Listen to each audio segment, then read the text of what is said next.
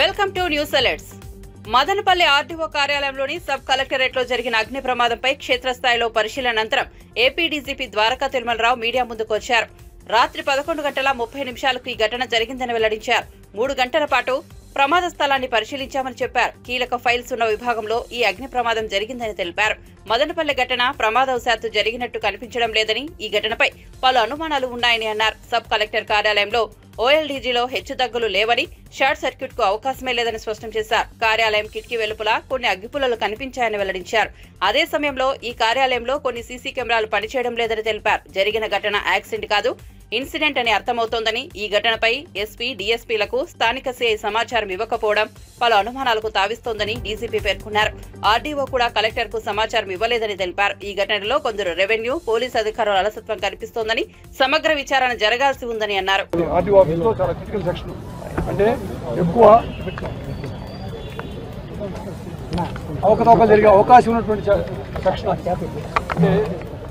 పొరపాటు జరిగే అవకాశం ఉన్నది, ప్రైవేటిజం చేసే అవకాశం ఉన్న సెక్షన్లో ఫైర్ ఇన్సిడెంట్ జరగడం ఇది ప్రత్యేకంగా కొత్త అనుమానాలకి తావిస్తుంది. ఆ తర్వాత లోపల ఉన్నటువంటి కొన్ని ఫైల్స్ ఖాళీ ఉన్నాయి. అది ఎటు నుంచి ఫైల్ వచ్చిందని చెప్పి చూడటం జరిగింది. పక్కనే సబ్స్టేషన్ ఉండటం వల్ల ఎలక్ట్రిసిటీ డిపార్ట్మెంట్ వాళ్ళతో, అంటే సదరన్ పవర్ డిస్కమ్ వాళ్ళతో అయితేనేమి, అదేవిధంగా ఎలక్ట్రికల్ ఇన్స్పెక్టర్తో కూడాను విచారణ జరిగింది. వారు చెప్పిన దాని ప్రకారం బయట నుంచి లోపలికి వచ్చి షార్ట్ సర్క్యూట్ అవకాశం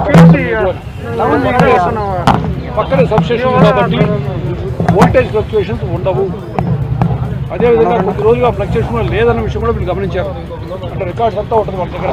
ఆ రికార్డు ప్రకారం వోల్టేజ్ ఫ్లక్చుయేషన్ అయిపోయి షార్ట్ సర్క్యూట్ అయిపోతుంది అంటానికి అవకాశాలు తక్కువగా కనిపిస్తున్నాయి, కనపట్లేదు. బయట నుంచి చేసే అవకాశం లేదు. సరే, ఇంటర్నల్గా ఏమైనా అయ్యే అవకాశం ఉందని చూస్తే ఎలక్ట్రికల్ ఇన్స్పెక్టర్ చెప్పిన ఇన్ఫర్మేషన్ ప్రకారం ప్రాథమికంగా అది కూడా జరిగినట్టుగా అనిపించట్లేదు. అంటే లోపల జరిగినట్టుగా అనిపించట్లేదు. ఇంకా విచారణ చాలా జరగవలసి ఉన్నది. ప్రస్తుతం ప్రాథమికంగా తెలిసిన విషయం ప్రకారం అనేక అనుమానాలకు తావొస్తుంది. ఇకపోతే ఆర్డీఓ గారికి రాత్రి తెలిసినప్పటికీ ఇమ్మీడియట్గా కలెక్టర్ గారికి చెప్పకపోవడం, తర్వాత రాత్రి 2 గంటలకు ఇన్స్పెక్టర్ సీన్కి వచ్చి చూసి వాళ్ళ డిఎస్పీ గారు, ఎస్పీ గారు చెప్పకపోవడం, ఇవి కూడా అనుమానాలు తాపిస్తూ ఉంది. నిన్న ఆదివారం నాడు ఎవరి పర్మిషన్తో వాడు రాత్రి 10:30 వరకు కొద్దిమంది పనిచేశారు ఇక్కడ. అది కూడా ఏ శాఖ ఎందుకు పనిచేశారు,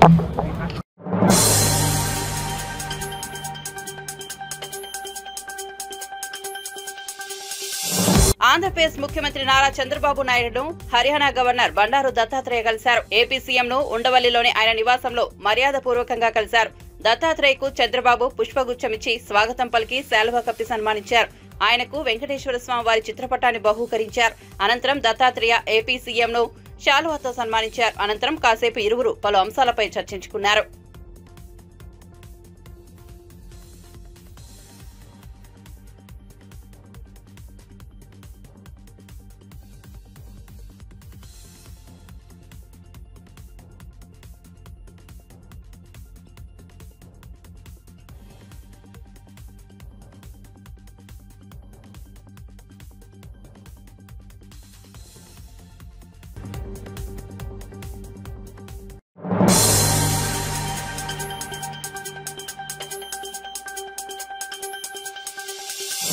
పార్లమెంట్ వర్షాకాల సమావేశాల తొలి రోజులోనే లోక్సభలో నీట్ పేపర్ లీక్ అంశంపై రగడ చోటు చేసుకుంది. కేంద్ర ప్రభుత్వంపై విపక్ష నేత రాహుల్ గాంధీ తీవ్రస్థాయిలో దుయ్యబట్టారు. దేశంలో పరీక్షల వ్యవస్థ అత్యంత లోపభూయిష్టికంగా ఉందని విమర్శించారు. కేంద్ర విద్యాశాఖ మంత్రి Dharmendra Pradhan neat paper leak అంశంలో అందరిపై నిందలు వేస్తున్నారు తప్ప తమను తాము నిందించుకోవడం లేదని రాహుల్ గాంధీ వ్యాఖ్యానించారు. లోక్సభలో ప్రశ్నోత్తరాల సమయంలో నీట్ పేపర్ లీక్ అంశంపై విపక్షాలు దాడికి దిగాయి. గత 7 ఏళ్లుగా నీట్ పేపర్ లీక్ అవుతోందని ఆరోపించాయి. అయితే కేంద్ర మంత్రి ధర్మేంద్ర ప్రధాన్ ఈ ఆరోపణలను ఖండించారు. నీట్ పేపర్ ఎప్పటి నుంచి లీక్ అవుతోంది అనేందుకు ఆధారాలు లేవని స్పష్టం చేశారు. ఈ క్రమంలో లోక్సభ స్పీకర్ ఓం బిర్లా జోక్యం చేసుకుంటూ దేశంలో మెరుగైన పరీక్షల నిర్వహణ వ్యవస్థను రూపొందించేందుకు ఏం చేయాలనేది సభ్యులు చర్చిస్తే బాగుంటుందని సూచించారు. Just a question of NEET, it is in all the major examinations. Now, the minister has blamed everybody except himself. right? I don't even think he understands the fundamentals of what is going on here. आप प्रश्न क्या है आपका? आ रहा हूँ sir. Sir ये मैं question को सेटअप कर रहा हूँ. इसलिए प्रश्न पूछते हैं.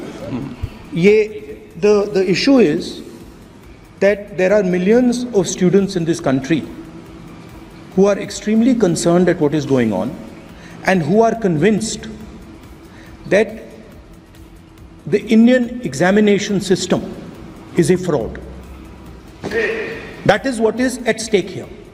Millions of people believe that if you are rich and if you have money, you can buy the Indian examination system.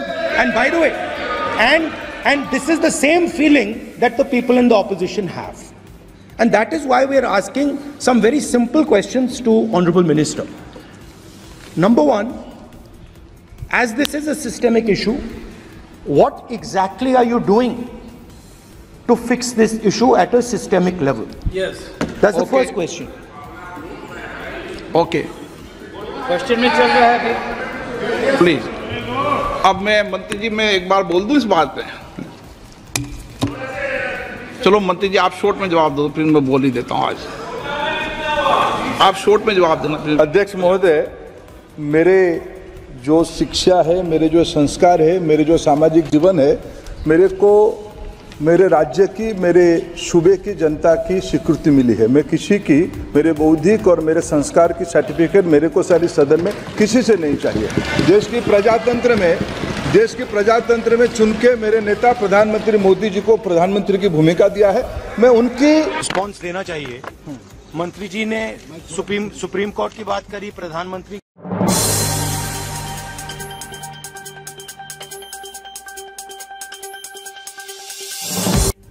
Janasena పార్టీలో కీలక నేతగా ఉన్న కొణిదెల నాగబాబు ఆసక్తికరమైన వ్యాఖ్యలు చేశారు.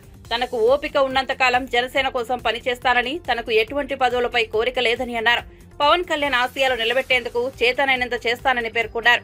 మృతి చెందిన జనసేన కార్యకర్తల కుటుంబ సభ్యులకు జనసేన కేంద్ర కార్యాలయంలో బీమా చెక్కుల పంపిణీ సందర్భంగా నాగబాబు ఈ వ్యాఖ్యలు చేశారు.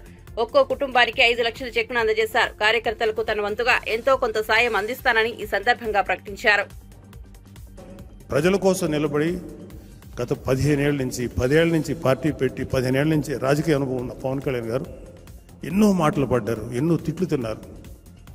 సరే, ఇవన్నీ పార్ట్ ఆఫ్ ద లైఫ్. నేను ప్రజల కోసం సేవ చేద్దామని ముందుకు వచ్చినప్పుడు ఇవన్నీ తీసుకుంటాను. ఎందుకంటే నా టార్గెట్ వీళ్ళ తిట్లు లేకపోతే వీళ్ళ శాపనార్థాలు కాదు, ప్రజలకు నేను ఎంత గొప్పగా సర్వీస్ చేయాలి అన్న ఆలోచన వల్ల ఆయన ముందుకు నడిపించగలిగింది ఆలోచన.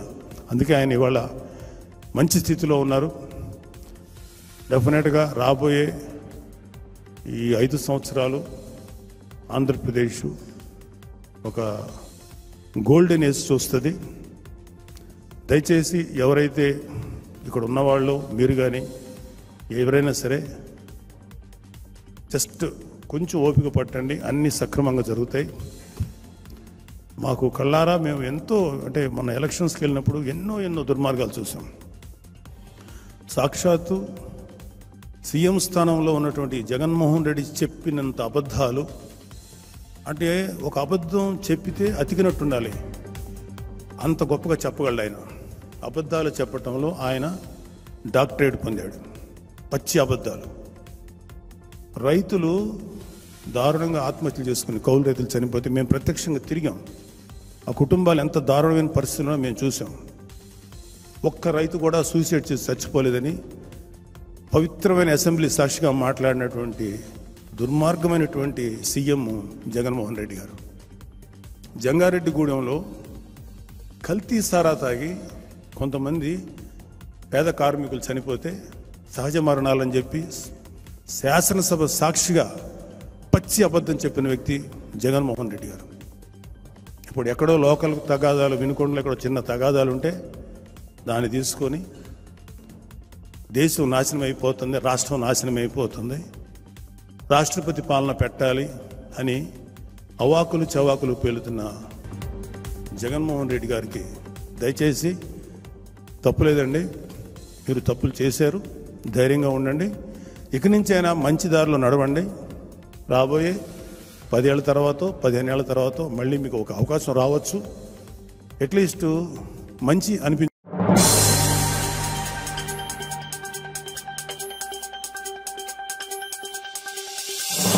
దాని ఇటీవల మీడియాలో వైసీపీ ఎంపీ విజయసాయిరెడ్డిపై తీవ్ర స్థాయిలో కథనాలు ప్రసారం కాగా ఈ వ్యవహారంలో కేంద్ర బిందువుగా ఉన్న శాంతి అంశంపై ఏపీ మంత్రి ఆనం రామనారాయణ రెడ్డి స్పందించారు. దేవాదాయ శాఖలో శాంతి ఉద్యోగ నియామకంపై ఆరోపణలు ఉన్నాయని వెల్లడించారు.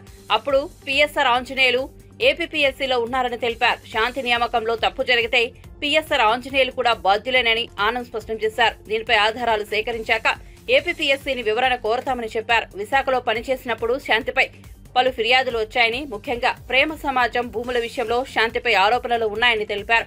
విశాఖ భూ అక్రమాల్లో శాంతితో పాటు సుభాష్ పైన ఫిర్యాదులు వచ్చాయని వివరించారు. దీనికి సంబంధించి అన్ని ఆధారాలను అసెంబ్లీ ముందు ఉంచుతామని చెప్పారు. ఎండోమెంట్ ఆఫీసర్ ఎన్టీఆర్ డిస్ట్రిక్ట్ లో ఆయన మీద 9 ఛార్జెస్ ఫ్రేమ్ చేశారు. అవన్నీ కూడా ఎక్స్ప్లెనేషన్ అడిగితే ఇంకా సస్పెన్షన్ అయినా కూడా ఆమె ఇంకా ఎక్స్ప్లెనేషన్ ఇలా మాట అవి కూడా చూడాల్సింది ఉంది. తర్వాత ఎఫ్ఐఆర్ అగెన్స్ట్ శాంతి అసిస్టెంట్ కమిషనర్ ఎండోమెంట్స్లో ఈ మీద ఎఫ్ఐఆర్ కూడా అరిలోవా పోలీస్ స్టేషన్లో కేసు రిజిస్టర్ అయింది. Case number 333/2022 case number under section 449, 323 తర్వాత 509 రెడ్ విత్ సెక్షన్ 34 IPC అని మీద అసిస్టెంట్ కమిషనర్ గారి మీద పెట్టడం జరిగింది. ఈ కంప్లైంట్ల మీద దీని కేసు ఎలా వచ్చిందంటే D Meena wife of D Ashok Chakravarthi అనే అతను కేసు స్టేషన్లో రికార్డ్ చేశారు. యాజ్ పర్ కంటెంట్ వాళ్ళు ఎఫ్ఐఆర్ బుక్ చేశారు.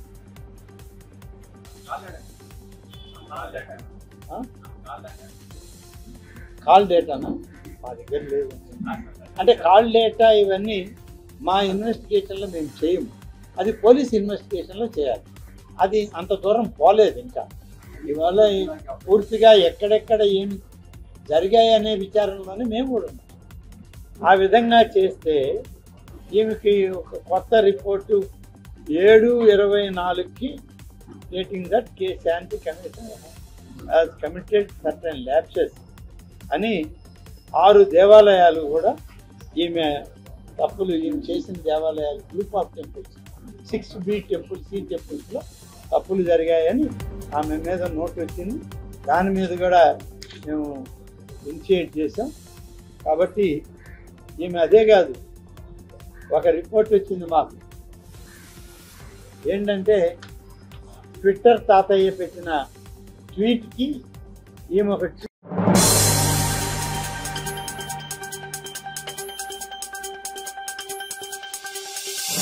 ఏపీ నీటిపారుదల శాఖ మంత్రి నిమ్మల రామానాయుడు ఢిల్లీలో కేంద్ర జలవనరుల శాఖ మంత్రి సిఆర్ పాటిల్ ను కలిశారు. ఈ సమావేశంలో కేంద్ర మంత్రి కింజరపు రామ్మోహన్ నాయుడు, కేంద్ర సహాయ మంత్రి భూపతిరాజు శ్రీనివాస్ శర్మ, టీడీపీ, బీజేపీ ఎంపీలు కూడా పాల్గొన్నారు. ఈ సమావేశానికి సంబంధించిన వివరాలను రామ్మోహన్ నాయుడు మీడియాకు తెలిపారు. పోలవరం ప్రాజెక్టు ఆవశ్యకతను జలవనరుల శాఖ మంత్రికి తెలియజేశామని వెల్లడించారు. ఆయన చాలా సానుకూలంగా స్పందించారని, అన్ని అంశాలను నిర్దిష్ట కాల వ్యవధిలోపే పూర్తి చేస్తామని హామీ ఇచ్చారని వివరించారు. నిధులు పెట్టి ఆ రోజు పోలవరాన్ని ముందుకు తీసుకెళ్ళాం. తర్వాత జగన్మోహన్ రెడ్డి గారి ప్రభుత్వం వచ్చిన తర్వాత వాళ్ళు ఖర్చు పెట్టిన దానికంటే కూడా అదనంగా కేంద్రం నుంచి నిధులు వచ్చాయి. అంటే గత 19కు ముందు తెలుగుదేశం ప్రభుత్వ హయాంలో ఖర్చు చేసినటువంటి నిధుల్ని రీఎంబర్స్మెంట్ కింద జగన్మోహన్ రెడ్డి గారికి వస్తే కనీసం ఆ జగన్మోహన్ రెడ్డి గారి ఖర్చు కంటే అదనంగా పాత రీఎంబర్స్మెంట్ నిధులు వచ్చినా కూడా వాటిని పోలవరం కోసం ఖర్చు పెట్టకుండా ఆ వచ్చినటువంటి కేంద్ర నిధుల్ని, పోలవరం నిధులను కూడా డైవర్ట్ చేసేసినటువంటి పరిస్థితి, దుస్థితి గత జగన్మోహన్ రెడ్డి పాలనలో చూసినటువంటి పరిస్థితి. అంటే ఈ రకంగా పోలవరం ప్రాజెక్టు నిధులను కూడా డైవర్ట్ చేయడం అని అంటే రైతులను కూడా ఆయన ఏ రకంగా మరి తాకట్టు పెట్టా, లేకపోతే రైతులకు రావాల్సిన నిధులను కూడా ఆయన డైవర్ట్ చేయడం అని అంటే ఇంకా అందుకనే ప్రకృతి అంటే ఒక రకంగా శపించిందేమో అనిపిస్తూ ఉంది. ఎందుకంటే మరి ఆంధ్రప్రదేశ్ రాష్ట్రానికి సంబంధించినటువంటి పోలవరం ప్రాజెక్టు ఎంత శక్తివంతమైనటువంటిదో మన అందరికీ కూడా తెలిసిందే. ఇరిగేషన్ వాటర్, డ్రింకింగ్ వాటర్, అలాగే పవర్ జనరేషన్ అన్నీ కూడా కలుపుకొని అంత పెద్ద ఎత్తున ఉన్నటువంటి ప్రాజెక్టు బహుశా భారతదేశంలో ఎక్కడ కూడా మనం చూడలేదు. అటువంటి ప్రాజెక్టు మన ఆంధ్రప్రదేశ్ రాష్ట్రంలో చేసుకునే భాగ్యం దక్కడం మన అందరి తాలూకు అదృష్టం. అది గ్రహించి 2014 నుంచి 19 వరకు అప్పుడు ముఖ్యమంత్రిగా చంద్రబాబు నాయుడు గారు ఆ ప్రాజెక్టుని ఎంత త్వరగా వీలైతే అంత త్వరగా మనం పూర్తి చేసుకొని ఆంధ్రప్రదేశ్ రాష్ట్రంలో కరువు అనే పరిస్థితి లేకుండా ఎక్కడ కూడా నీళ్లు లేవు అనేటటువంటి బాధ ఏ రైతుకి కూడా కలగకుండా ఆ ప్రాజెక్టుని పూర్తి చేయాలని ప్రతి సోమవారం కూడా పోలవరంకే రివ్యూకే మార్చుకొని ఎంత ప్రాజెక్టుని స్పీడప్ చేసి సుమారు 72% దాన్ని పూర్తి చేయడం జరిగింది. ఆ రోజు 2019లో ప్రభుత్వం మారిన తర్వాత ఎప్పుడైనా మనం చూస్తుంటాం, సర్వసాధారణం రాజ్యాంగంలో కానీ ప్రజాస్వామ్యంలో కానీ ప్రభుత్వాలు మారుతాయి, ముఖ్యమంత్రులు మారుతారు, మంత్రులు మారుతారు. ఏది జరిగినా సరే మంచి జరిగేటటువంటి కార్యక్రమాలు ఎప్పుడైనా సరే ప్రభుత్వాలు కొనసాగించడం అనేది గతంలో ఎప్పుడు కూడా మనం చూస్తుంటాం. కానీ ఆంధ్రప్రదేశ్ రాష్ట్రం చేసుకున్నటువంటి దురదృష్టం 2019లో జగన్మోహన్ రెడ్డి వచ్చిన తర్వాత పోలవరాన్ని పూర్తిగా నిర్లక్ష్యం వహించి అసలు అక్కడ జరగాల్సినటువంటి కార్యక్రమాల్లో మేము ఆ రోజు ప్రతిపక్షంలో ఉన్నప్పుడు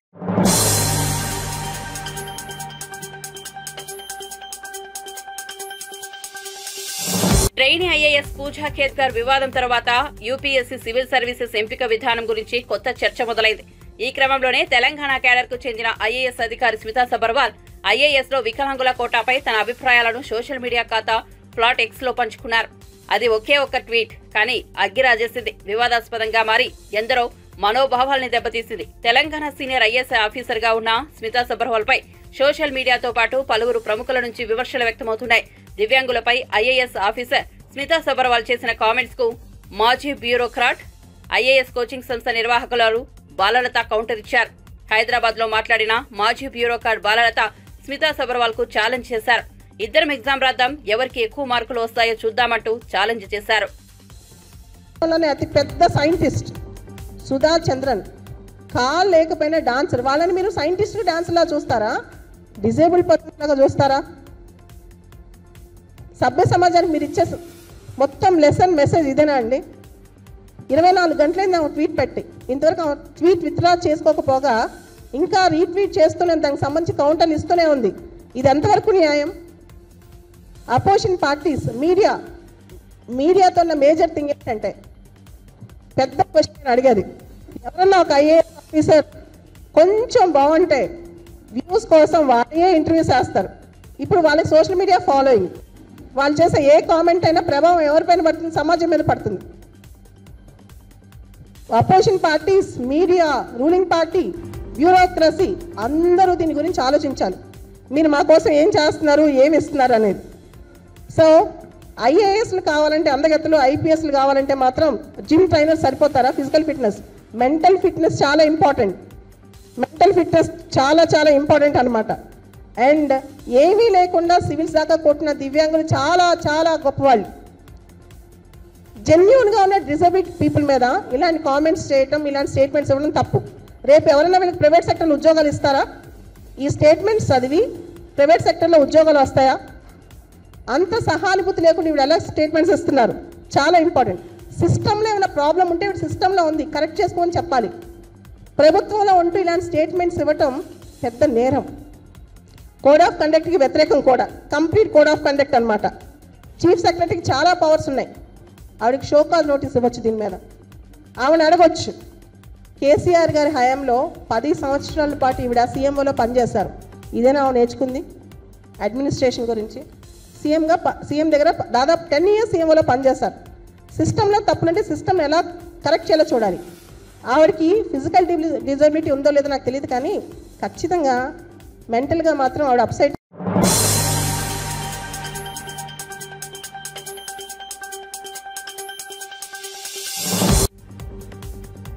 హైదరాబాద్ అత్తాపూర్లోని అక్బర్ హిల్స్ లో ల్యాండ్ కబ్జాకు పాల్పడ్డారు. 9 మంది రౌడీ షీటర్లను అరెస్ట్ చేసిన సైబరాబాద్ ఎస్ఓటీ పోలీసులు అదుపులోకి తీసుకున్నారు. ఈ ముఠా నగర శివారు ప్రాంతాలలో భూ కబ్జాలకు పాల్పడుతూ యజమానులను బెదిరిస్తున్నారు. కొద్ది రోజుల క్రితం కిడ్నాప్ అయిన ఎంఆర్పీఎస్ నాయకుడి కేసులో వీరి పాత్ర ఉంది. వీరి వద్ద నుంచి ఒక తుపాకీ, తల్వార్లు, ఇనుప రాడ్లు స్వాధీనం చేసుకున్నారు. కబ్జా చేసిన ల్యాండ్ లో బోన్లలో కుక్కలు, లోపలికి ఎవరైనా వస్తే కుక్కలతో అటాక్ చేసేందుకు సిద్ధంగా ఉంచారు. కోట్ల రూపాయలు విలువ చేసే సుమారు 500 గజాల ల్యాండ్ లో రౌడీ ముఠా తిష్ట వేసింది. ల్యాండ్ ఎవరిది అనే కోణంలో పోలీసులు పూర్తి వివరాలు సేకరిస్తున్నారు. కబ్జాకు పాల్పడిన ల్యాండ్ యజమానులు ఎవరైనా ఉంటే పోలీసులు సంప్రదించాలని విజ్ఞప్తి చేశారు. అత్తాపూర్లోని అక్బర్ హిల్స్ లో 500 గజాల ల్యాండ్ కబ్జా స్థలాన్ని రాజేంద్ర నగర్ డీసీపీ శ్రీనివాస్ పరిశీలించారు. కొన్ని డాక్యుమెంట్స్ అవన్నీ ఉన్నాయి, 2 హుక్కా అవి పార్ట్స్ ఉన్నాయి. ఇవన్నిటిని కలిపి వీళ్ళని కూడా మనం కస్టడీలో తీసుకోవడం జరిగింది. వాళ్ళ ప్రిలిమినరీ ఇంటిమేషన్ ఇప్పటి వరకు ఇంటరాగేట్ చేసిన దాని ప్రకారం మనకి మొన్న శంషాబాద్లో ఒక ఫామ్ హౌస్లో కొంతమందిని అరెస్ట్ చేయడం జరిగింది. ఆ ఫామ్ హౌస్లోనే 4 నెలలు పనిచేసిన వ్యక్తి సోహెల్ అని చెప్పి అతను కూడా ఇక్కడ పనిచేస్తున్నాడు. కాబట్టి దీని అందుబాటులో ఉండరో లేకపోతే నెగ్లెక్టెడ్ ప్రాపర్టీ ఉంటుందో దాంట్లో ఒక సర్వే నెంబర్లు లేకపోతే ఏదన్నా ఒకటి వేసుకొని ఒక డాక్యుమెంట్ లాంటివి తయారు చేసుకోవడం, మొన్నటైతే కోర్టులో కూడా మిస్లీడ్ చేయడం జరిగింది, హైకోర్టును కూడా. కాబట్టి అట్లా ఏదైనా ఆర్డర్స్ తీసుకురావటము, పబ్లిక్ పక్కన వాళ్ళని ఏదైనా బెదిరించడము, ఇట్లా వీళ్ళు కూడా ఇప్పుడు బౌన్సర్స్ని వీళ్ళందరినీ ఎంగేజ్ చేయడం జరిగింది. 9 మంది ఈ రోజు ఉన్నారు. ఇక్కడ ఒక రిజిస్టర్ కూడా ఉంది, ఏ రోజు ఎంతమంది అటెండెన్స్ రిజిస్టర్ పెట్టారు, ఎంతమంది గుండాలు కూర్చోబెట్టుకుంటారో ఈ సైట్ మీద వాళ్ళందరికీ అటెండెన్స్, తర్వాత వాళ్ళ ఎక్స్పెండిచర్ షీట్ కూడా మెయింటైన్ చేస్తూ ఉన్నారు. కాబట్టి దీంట్లో ఫక్రుద్దీన్ తర్వాత మిగతా వాళ్ళందరూ దీనికి కనెక్ట్ ఉన్న వాళ్ళందరినీ కూడా తర్వాత అరెస్ట్ చేస్తాం. ఈ రోజు అయితే ఈ 9 మందిని అరెస్ట్ చేయడం, ఇవన్నీ సీజ్ చేయడం జరిగింది. వీళ్ళేమన్నా రౌడీ షీటర్స్ పాత రౌడీ షీటర్స్ ఏమన్నా సార్ వీళ్ళు? అంటే ఇంకా వీళ్ళని తీసుకొని వెళ్లి ఇంట్రాగేట్ చేస్తే గానీ తర్వాత ఆ విషయాలన్నీ వస్తాయి. దీంట్లో 2 రియల్ ఎస్టేట్ వాళ్ళు ఉన్నారు, లోకల్ సమ్మత్తో పాటు ఇక్కడ కూడా ఇర్ఫాన్ అని చెప్పి కూడా, తర్వాత రహమాన్ అని చెప్పి 2 రియల్ ఎస్టేట్ వాళ్ళు కూడా దీంట్లో దొరికినారు. మిగతా వాళ్ళందరూ కూడా కుక్, తర్వాత వాచ్మెన్, తర్వాత ఇదంతా ఉంది. ఇక్కడ ఏమేమి దొరికినాయి సార్? ఇప్పుడు మనకి ఇక్కడ మీరు చూస్తున్నారు డెడ్లీ నైఫ్స్, అవి పబ్లిక్ ని చూపించి భయభ్రాంతులు చేయడానికి పనికొచ్చేటట్టుగా ఒక 4 కత్తులు ఉన్నాయి, తర్వాత ఒక టాయ్ పిస్టల్ ఉంది, ఈ హుక్కా ఉన్నాయి, తర్వాత కొన్ని డాక్యుమెంట్స్ ఉన్నాయి. ఇవన్నీ సీజ్ చేయడం జరిగింది. వీళ్ళు ప్రధానంగా కుక్కలను పెట్టుకొని చాలా విపరీత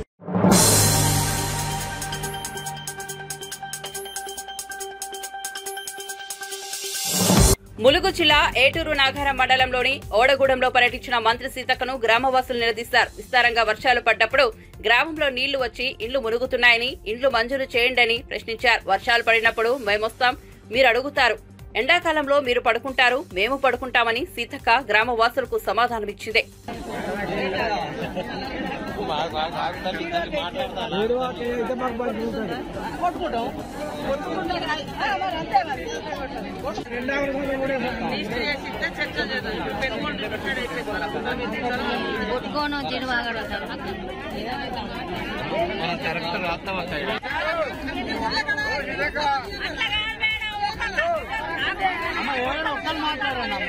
మాట్లాడండి.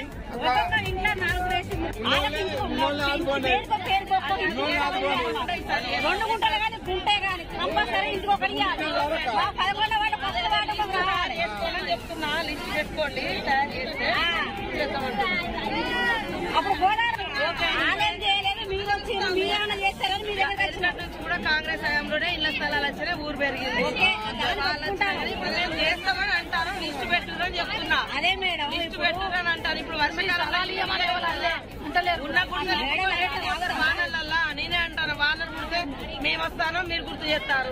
ఎండాకాలంలో మీరు నిద్రపోతున్నారు, మీరు నిద్రపోతున్నారు. ఈ లోపు ఫారెస్ట్ మూమెంటే ఫారెస్ట్లతో మాట్లాడతాం, రెవెన్యూ అయితే మనమే ఇచ్చేస్తాము. ఇది అయితే ఎంతో కొంత మీకు మాత్రం తప్పకుండా ఈసారి మార్పు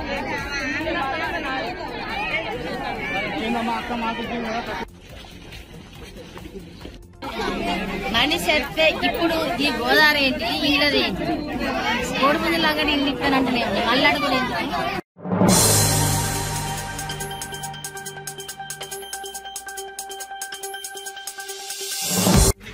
దమ్మాయిగూడ మున్సిపల్ కార్యాలయంలో ఏసీబీ అధికారులకు మున్సిపల్ కమిషనర్ రాజమల్య పట్టుబడ్డ విషయం తెలిసిందే. దీనికి సంబంధించిన వివరాలు ఏసీబీ డీఎస్పీ ఆనంద్ వెల్లడించారు. అహ్మదూడకు చెందిన సుదర్శన్ ను భూ వివాదంలో కమిషనర్ 60,000 డిమాండ్ చేశారు. 50,000 ఇస్తానని బాధితుడు ఒప్పుకున్నారన్నారు. గతంలోనే 20,000 ఇచ్చి సోమవారం మిగతా 30,000 ఇస్తుండగా రెడ్ హ్యాండెడ్ గా పట్టుబడ్డారని వివరించారు.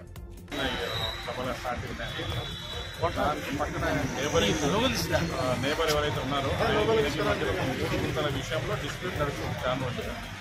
ఆ డిస్ప్యూట్లో భాగంగా వాళ్ళు కోర్టులో కూడా కేసు వేసుకున్నారు, అది నడుస్తుంది. అయితే ఈ సమయంలో నైబర్ ఒక కంపౌండ్ వాల్ కట్టాడనమాట.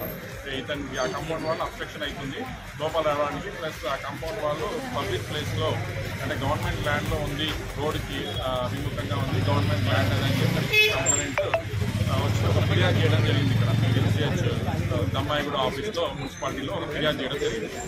ఏమనంటే ఇట్లా దాదాపు 3.5 months నుంచి గొడవ జరుగుతుంది. ఆ గొడవలో భాగంగా ఆయన కాంపౌండ్ వాల్ కట్టేసినాడు, దీనికి అబ్స్ట్రక్షన్ అవుతుంది, ఇది గవర్నమెంట్ ల్యాండ్ కాబట్టి చర్య తీసుకోండి అని ఆయన ఒక ఫిర్యాదు చేశాడు. ఆ ఫిర్యాదుని ఆధారం చేసుకొని ఈ ఆఫీసర్స్ వాళ్ళకి నోటీస్ ఇస్తారు. నోటీస్ ఇచ్చిన తర్వాత అవన్నీ ఎంక్వైరీ అంతా చేసిన తర్వాత అవును ఇది గవర్నమెంట్ ల్యాండ్ అండి, దాంట్లో మీరు ఈ మాల్ కట్టినారని చెప్పేసి వాళ్ళు దాన్ని చేయడం జరిగింది. దాని తర్వాత ఈ యొక్క లేబర్ ఎవరైతే ఉన్నారో ఆయన మళ్ళీ దాన్ని రీకన్స్ట్రక్షన్ చేసి కోర్టుకు వెళ్ళేసి స్టేటస్ కోర్టు తీసుకొని వచ్చి రీకన్స్ట్రక్షన్ చేసిన తర్వాత అది అట్లాగే కంటిన్యూ అవుతుంది. సో మీ మున్సిపాలిటీని ఒక పార్టీ చేసి స్టేడర్ తీసుకున్నారు కాబట్టి ఆ స్టేడర్ని క్యాన్సిల్ చేయవలసిందిగా కోరుతున్నామని చెప్పేసి ఆ కంప్లైంట్ వచ్చేసి ఇక్కడ ఉన్న మున్సిపల్ కమిషనర్ గారిని అప్రోచ్ చేయడం జరిగింది. సో ఆ కౌంటర్ ఫైల్ చేసి ఆ యొక్క స్టేడర్ని వికెట్ చేసేస్తే నాట్ టు డిస్మాంటిల్ అనే ఆర్డర్ని వికెట్ చేసేస్తే వాళ్ళు ఫర్దర్గా దాన్ని మళ్ళీ కూడా తీసేయడం అవకాశం ఉంటుంది అని చెప్పేసి అతను రిక్వెస్ట్ చేస్తే ఆ కౌంటర్ని మున్సిపాలిటీ తరఫు నుంచి ఫైల్ చేయడానికి 50,000 రూపాయలు రాజమల్లయ్య గారు మున్సిపల్ కమిషనర్ గారు డిమాండ్ చేశారు. అందులో భాగంగా ఆల్రెడీ 20,000 రూపాయలు యాక్సెప్ట్ చేశారు. దాని తర్వాత ఈ 30,000 రూపాయలు ఏవైతే మిగతా బ్యాలెన్స్ ఉందో ఈరోజు చెక్ చేసుకుంటే రెడ్ హ్యాండెడ్గా మేము పట్టుకోవడం జరిగింది. సార్ ఈ కంప్లైంట్ ఎన్ని రోజుల కింద వచ్చింది సార్? ఈ కంప్లైంట్ ఎన్ని రోజుల కింద వచ్చింది? ఈ కంప్లైంట్ దాదాపు 15 రోజుల ఎంక్వైరీ చేస్తున్నాము.